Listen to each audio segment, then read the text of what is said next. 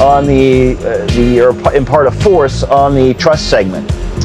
Another, I already hinted at earlier, is crew working inside. We're up here, we're exercising, we're moving really heavy pieces of equipment around. So we have an amazing engineering team on the ground, and we have specific disciplines that their job is to monitor all the forces imparted upon the International Space Station.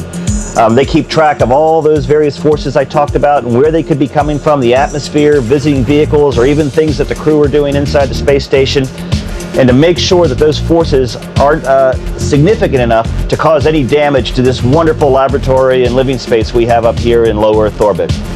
Thanks so much for joining me today. We'll see you next time. So long.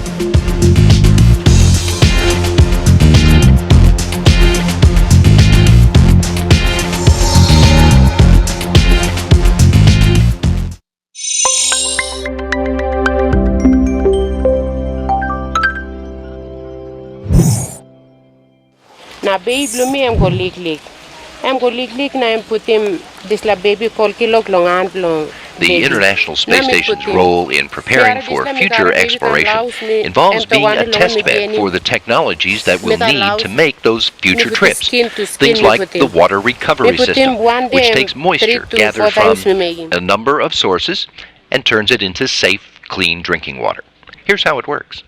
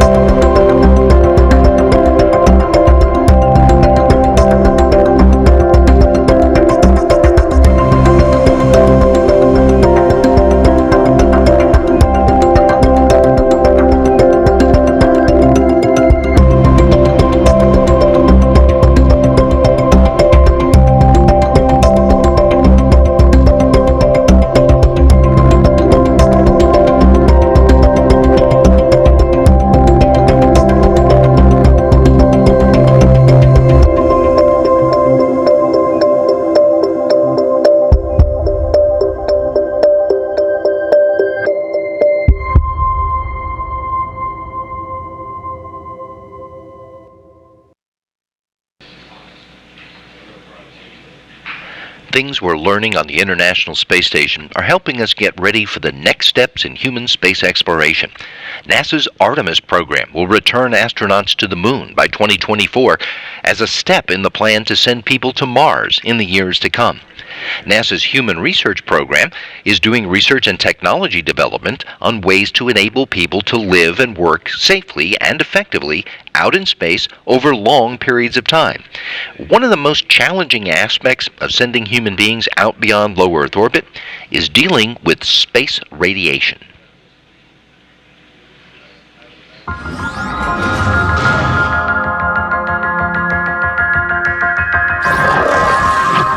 For the journey to Mars, the Human Research Program works to project, assess, and solve the problems that astronauts have in space. Specifically for radiation research, the Human Research Program works to predict and mitigate the health effects of space radiation on astronauts. I think one of the most challenging parts for the journey to Mars in terms of the humans and not necessarily the technology to get there is the risk of radiation exposure and the in-flight consequences of the exposure to radiation as well as the long-term health consequences of exposure. There's two parts of radiation we have to protect the crew from. One is a solar particle event, where there's a solar storm and these energetic particles stream out. Fortunately, we know how to protect the crew from that. We put them into a shelter that's shielded by lots of water. And actually, they're very